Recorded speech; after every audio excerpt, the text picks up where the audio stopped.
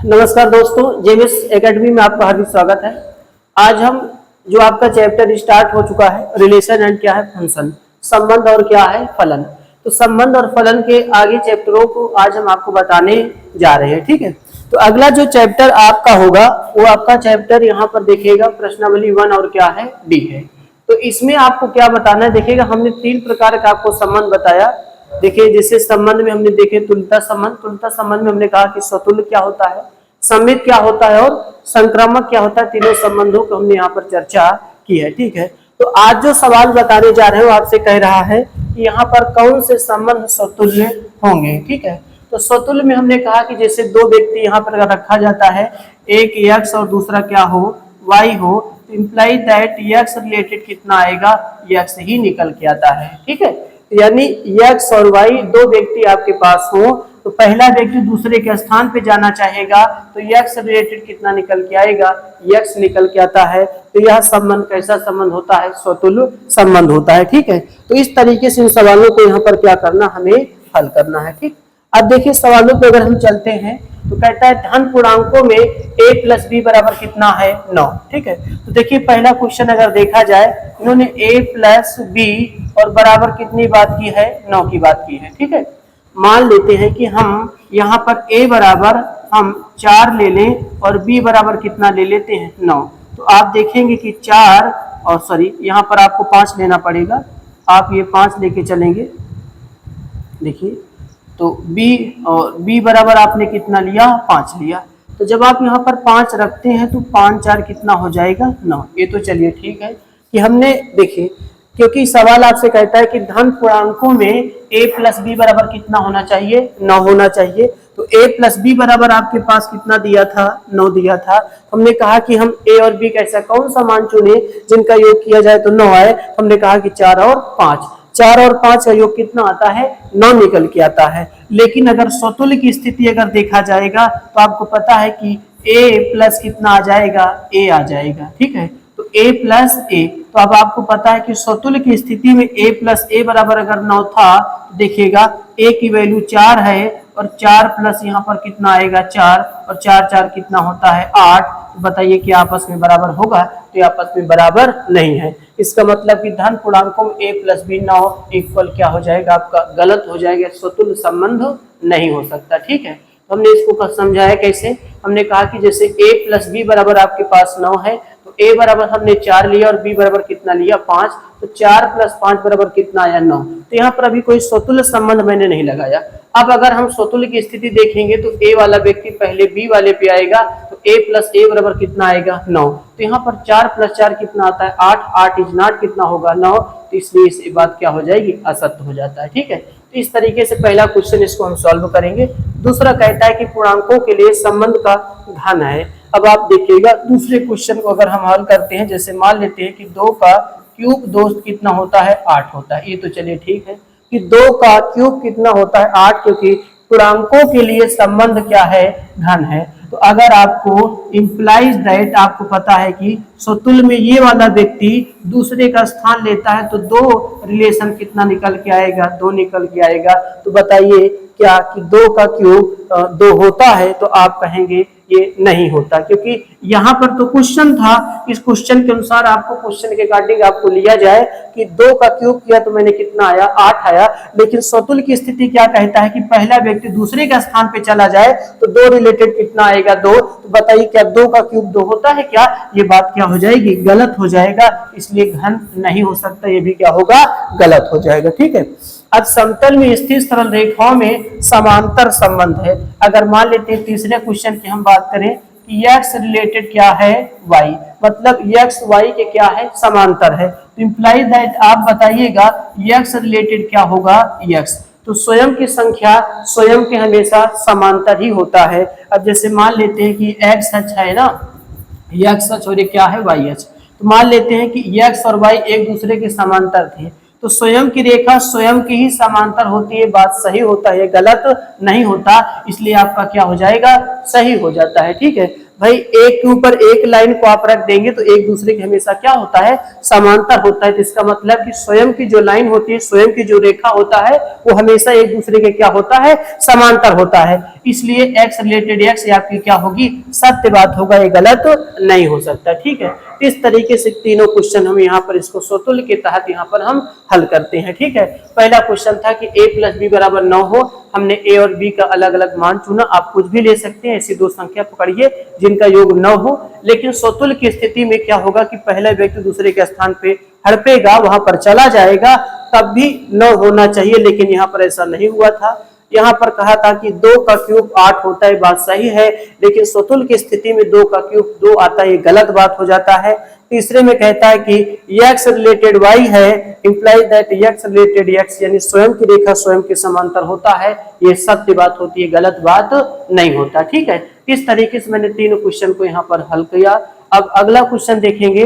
अगला क्या है, समतल में स्थित त्रिभुजों में समरूप संबंध होता है। हमने कहा था कि जैसे समरूप की बात करता हूं, ये अगर दो त्रिभुज को आप अगर उठा लेते हैं, यहाँ पर दो, जैसे ए और बी और ए सी, पी क्यू और क्या हमने लिया, आर लिया। ठीक है, तो ये वाला कोण इसके बराबर होता है, ये वाला कोण इसके बराबर हो जाएगा, और ये वाला कोण इसके क्या होता है, बराबर हो जाता है। तो यहाँ पर हम कहते हैं कि एंगल ए जो होगा वो एंगल पी के बराबर होगा, एंगल बी जो होगा एंगल क्यू के बराबर होगा, और एंगल सी जो होगा एंगल आर के बराबर होगा। देखिए तीन कोण तो आपस में बराबर ही हैं, साथ साथ में इनकी संगत भुजाएं, इनका भी अनुपात क्या होता है, बराबर, यानी ए बी बटे क्या हो जाएगा, पी क्यू, और यहाँ पर ए सी बटे क्या हो जाएगा, पी आर, और साथ साथ में बी सी बटे क्या हो जाएगा, क्यू आर। तो इसका मतलब ये समरूप होते हैं। ठीक है, तो दो त्रिभुज समरूप होने का मतलब है कि संगत तीनों कोण बराबर हो जाए, साथ साथ में उनकी संगत भुजाओं का अनुपात भी क्या हो, बराबर हो जाए। तो ऐसे चीज आपके क्या कहलाते हैं,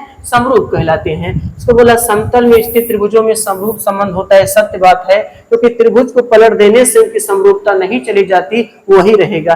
जैसे मान लेते हैं कि अगर x रिलेटेड क्या लिखा हो, y लिखा हो, x और y एक दूसरे के समरूप हैं, तो y रिलेटेड x भी एक दूसरे के समरूप, सॉरी x रिलेटेड x भी एक दूसरे के क्या होगा, समरूप होगा। ये सत्य बात है, गलत बात नहीं है। ठीक है, तो ये आपका जो होगा ये भी क्या होगा, सत्य होगा। अब यहाँ पर धन पूर्णांकों में x और y पारस्परिक अभाज्य हैं। ठीक है, पारस्परिक अभाज्य हैं।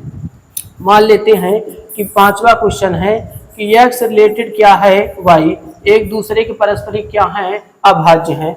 तो यहाँ से x रिलेटेड x, तो स्वयं की संख्या स्वयं के पारस्परिक अभाज्य नहीं होता, इसलिए बात क्या होगी, गलत हो जाता है। ये आपकी क्या है, गलत बात हो जाती है, क्योंकि देखिए पहले तो दो संख्या मैंने लिए, x और क्या लिया, y लिया। ठीक है, x और y दो पारस्परिक अभाज्य संख्या हैं, लेकिन अगर आप इनको स्वतुल्य की स्थिति में देखना चाहते हैं तो पहला व्यक्ति दूसरे के स्थान पे चला जाता है, तो x रिलेटेड कितना आता है, x आता है।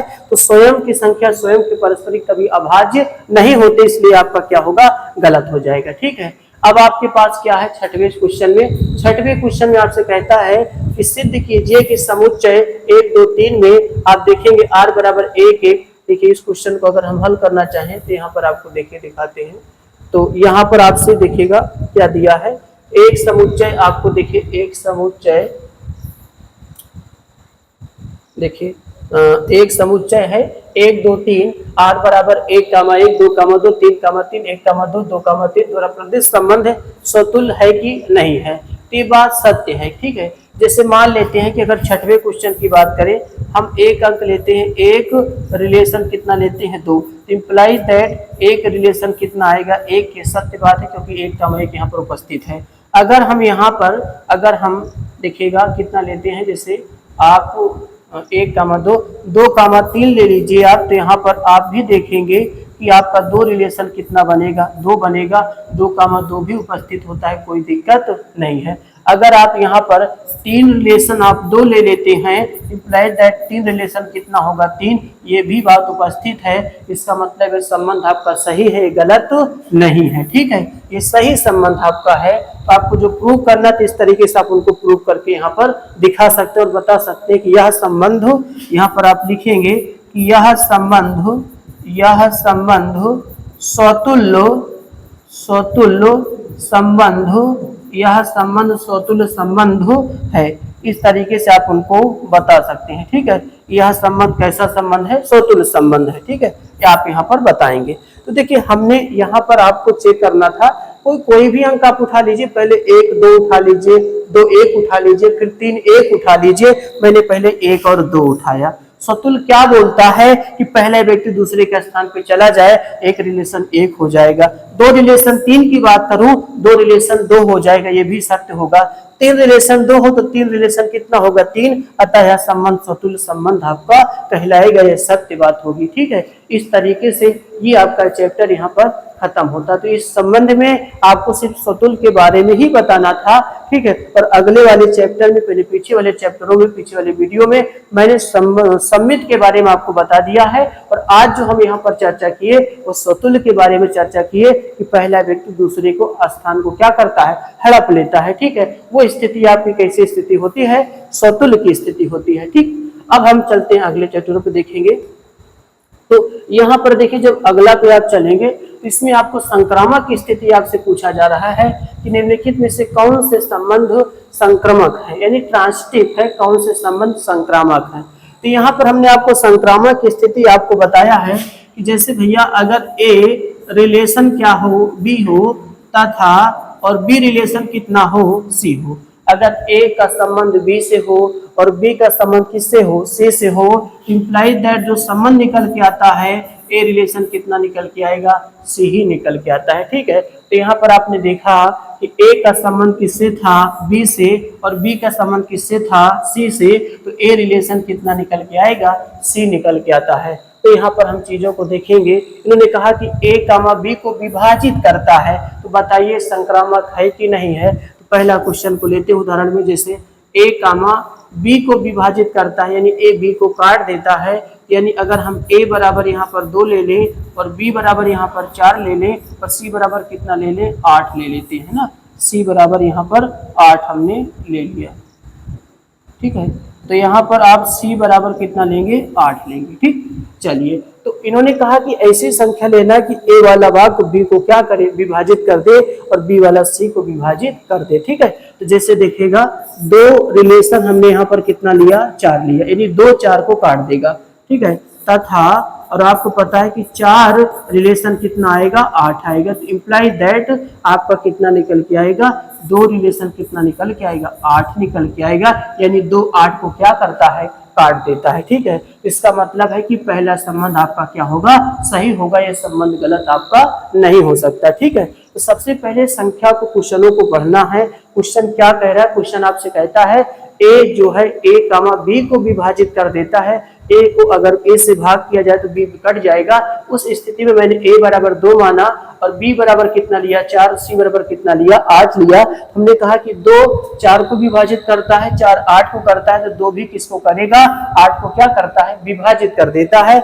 इस दौरान ये आपका सत्य बात होगा। ठीक है, आगे क्या कहता है कि धन पूर्णांकों में देखिएगा ए इज नॉट क्या है, बी है। धन पूर्णांकों में ए इज नॉट क्या है, बी, यानी ए बी के बराबर नहीं है।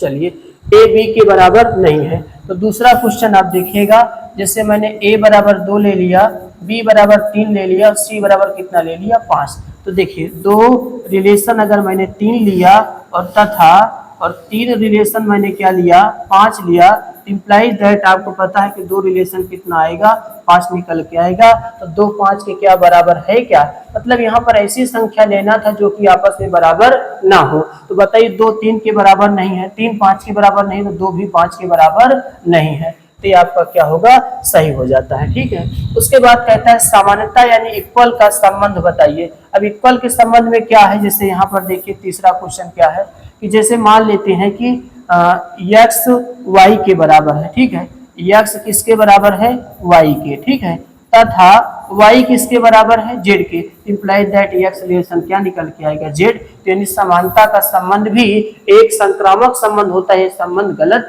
नहीं है, ये भी आपका सही होता है। ठीक है भाई, देखिए अगर x y के बराबर है और y किसके बराबर, z के बराबर है, तो निश्चित है x किसके बराबर होगा, z के ही बराबर होगा। तो x रिलेशन क्या निकल के आएगा, z निकल के आता है। ये भी कथन आपका क्या होगा, सही होगा, आपका स्टेटमेंट आपका गलत नहीं होता। ठीक है, क्योंकि देखिए क्वेश्चन कहा था x y के बराबर हो और y z के बराबर हो, तो इस दौरान आप देखेंगे कि x भी किसके बराबर होगा, z के बराबर होगा, तो x रिलेशन कितना निकल के आएगा, z।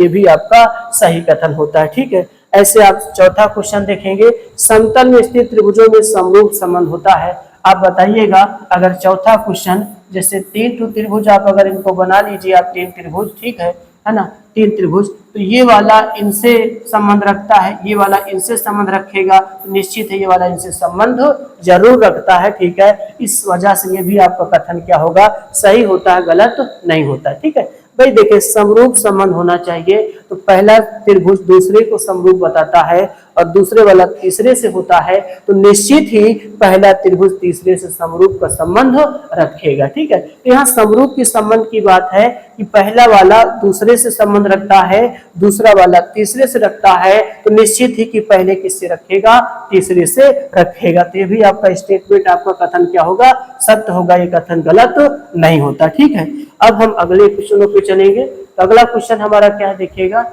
x बराबर ए बी सी, r बराबर a comma B, C comma A, B comma A comma C है। ठीक है, ये आपका दे रखा है और एक आपका दे रखा है कितना, तो इसमें भी देखिएगा आपको बताना है कि बताइए स्वतुल्य संबंध है कि नहीं, सॉरी संक्रामक संबंध है कि नहीं है, संक्रामक संबंध है कि नहीं, ये चीज आपको बताना है। और यहाँ भी आपको बताना है कि ये संक्रामक संबंध है कि नहीं है, संक्रामक संबंध है कि नहीं, ये भी आपको यहाँ पर बताना है। ठीक है, तो चलिए देखते हैं, जैसे देखिएगा हम यहीं पे बाई आंसर उठा लेते हैं।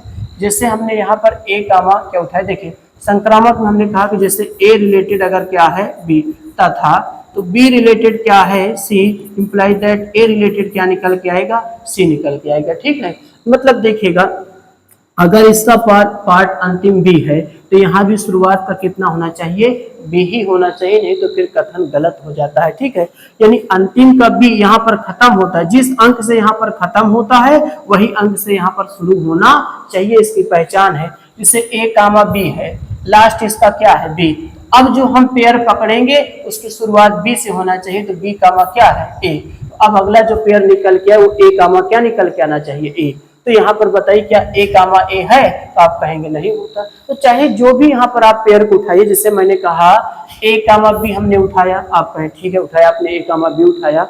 अब दूसरा पेयर ऐसा पकड़िए कि जिसका शुरुआत बी हो, क्योंकि इसका जो खत्म हो रहा है वो बी पे खत्म हो रहा है, तो अब ऐसा पेयर उठाइए जिसका शुरुआत क्या हो, बी है, इसका शुरुआत कितना है, बी है। तो जब ए कामा बी है, बी कामा ए, तो पहला का तीसरे, तो ए कामा ए नहीं, इसलिए आपका क्या हो जाएगा, गलत हो जाता है, ये संक्रामक संबंध नहीं होता। ठीक है, अब यहाँ पर देखिए, जैसे यहाँ पर देखिए आपको यहाँ पर अगर कहा जाए, जैसे आपने देखा कि 2 कामा कितना है 3 है, और 2 कामा 2 है, 2 कामा क्या है 3, क्योंकि इसका अंत 2 है तो इसका शुरुआत 2 है, तो 2 कामा 3, ये बात यहाँ पर सत्य है, ये सही है।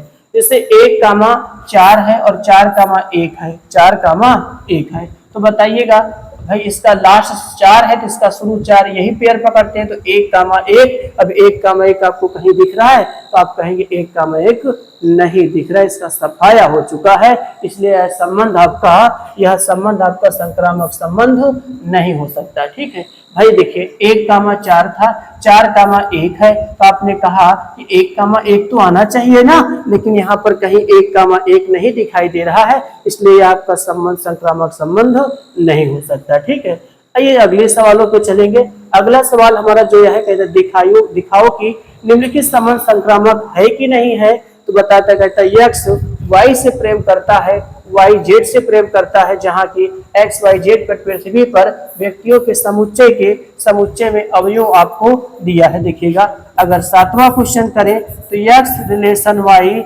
तथा आप ये देखेंगे कि y रिलेशन क्या है z, imply that x relation कितना निकल के आएगा, z निकल के आएगा। ठीक है, तो अगर x y से प्रेम करता है, y z से प्रेम करता है, तो निश्चित है अगर x y से प्रेम करता है, ठीक है, और y z से प्रेम करता है, तो x z से प्रेम करेगा, लेकिन ये बात क्या होगी, गलत होगा। ठीक है, तो यहाँ पर ये आपका कथन क्या होगा, गलत, क्योंकि जहां पर x y z पृथ्वी पर व्यक्तियों के समुच्चय के अवयवों की बात कर रहा है, ठीक है। तो यहाँ पर जो प्रेम की बात आपसे की जा रही है, यक्ष किससे संबंध रखता है, यक्ष वाई से प्रेम करता है और वाई जेड से प्रेम करता है, लेकिन यहाँ पर कोई कथन में आपका ये नहीं है कि यक्ष जेड से प्रेम करता है, ये आपका नहीं दिया, इसलिए आपका ये कथन क्या हो जाएगा, गलत हो जाता है, ठीक है।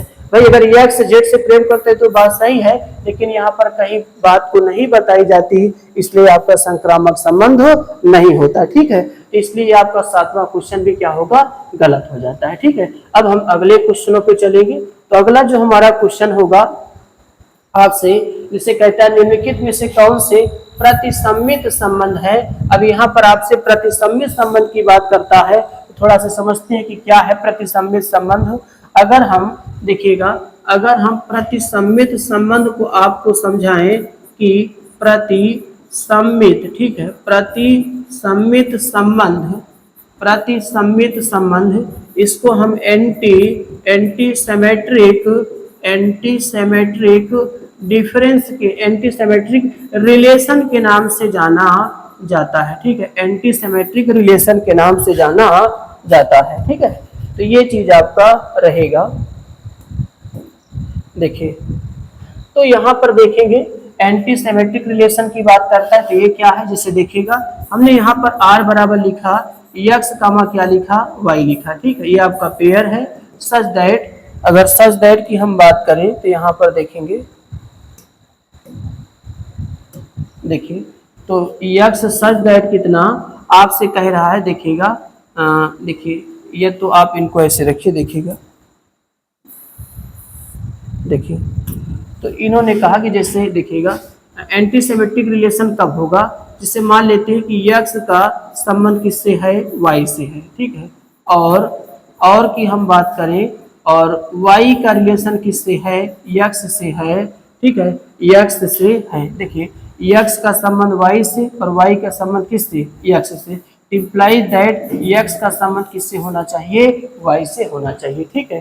तो ये आपका क्या हो जाता है, एंटी सेमेट्रिक रिलेशन हो जाता है, प्रतिसम्मित संबंध, यानी यक्स वाई से, वाई के बराबर है और वाई किसके बराबर है, यक्स के, तो निश्चित है यक्स किसके बराबर होना चाहिए, वाई के बराबर होना चाहिए। तो ऐसे संबंध को हम क्या कहते हैं, ऐसे संबंध को हम एंटी सेमेट्रिक रिलेशन, प्रतिसम्मित संबंध के नाम से जाना जाता है, ठीक है। तो इन्होंने कहा है कि धन पूर्णांकों में समानता का संबंध है, ये बात सत्य है, क्योंकि धन पूर्णांकों में देखिएगा, अगर जैसे मान लेते हैं कि एक रिलेशन 2 है इम्प्लाई, देखिए, और अगर बात करें, देखिएगा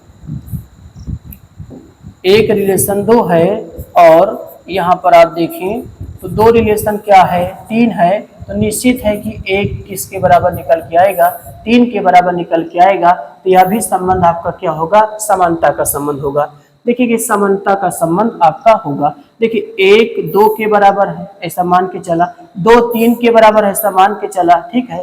तो निश्चित है आपका जो निकल के आता है वो 1 किसके बराबर निकल के आएगा, 3 के बराबर निकल के आएगा, ठीक है। यानी आप ये देख सकते हैं कि यक्स 1 बराबर आपका कितना होगा, 3 हो जाएगा, ठीक है। और दूसरा क्वेश्चन की बात करते हैं, धन पूर्णांकों के लिए यक्स इज लेस देन कितना है, वाई है, ठीक है।